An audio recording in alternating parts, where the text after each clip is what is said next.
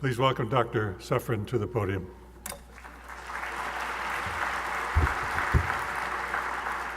Well, thank you very much for this great honor. It means so much to me because it comes from such a distinguished faculty of a great institution with such fantastic new graduates. So this is a special day for me. I was sitting there thinking, the late great comedian Jack Benny once received an award, not maybe quite as prestigious as this, but very important. And he got up to receive it and he says, you know, I don't really deserve this, but I have arthritis and I don't deserve that either. So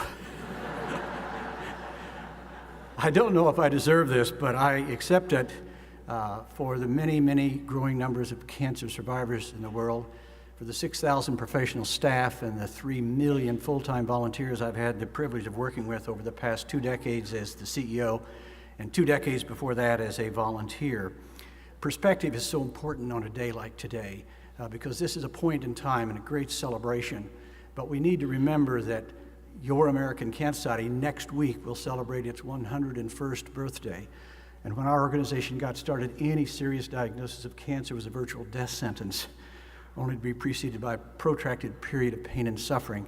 Thank God we've made huge progress, and now 2 out of 3 cancer survivors in America survive long term. It's a great achievement.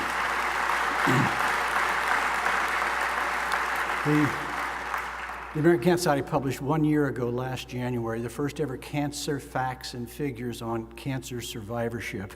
For all those years, we published cancer facts and figures on how many new sites by state, but now we've published cancer survivors because there are 28 million cancer survivors in the world, and 50% of them live in the United States of America that has 5% of the world's population. That's a tremendous achievement by any measure. I want to turn to these wonderful young, much younger than I graduates that I get to share the dais with and say to them how important they are, because this success proves something that we now have evidence of, and that is most of the suffering from cancer today in America and most of the 1,500 people who will die today of cancer are suffering and dying needlessly. We don't have all the answers, but we have a bushel basket full of answers that aren't being applied. And it's going to take the master's degree in public health folks and the interventions and the upstream, Lauren, and medicine, and continue to research to solve the problem. But think about it. Cancer has been around for millennia. We can document it in dinosaurs and Egyptian mummies, but if we do the right things, we could bring cancer under control as a major public health problem in this century. And so I turn, would that be something? And so I turn, if we do it, it is going to take all of you. All of you. It's going to be an admixture of prevention, health promotion, and early detection, and proper treatment. We can do it if you commit yourselves to it.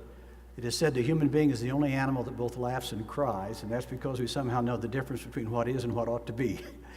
You have the chance of being extraordinary human beings by changing what is into what could be a world with less cancer and more birthdays. Let me conclude by saying my wish for all of you is sincere, simple, and profound. In the words of Jonathan Swift, may you live all the days of your life. Thank you very much.